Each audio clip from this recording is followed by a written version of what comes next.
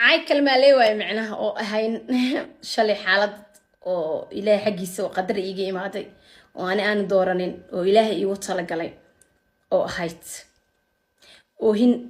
وهن تسنى بيجوين باي هايستي هذا شلي عندها هين ولا ليالو يعاويو سومالي ورنا إسعاوس قبيلا لعابين مجرو قبيل كستقف قدر من الله كل عضو دب كل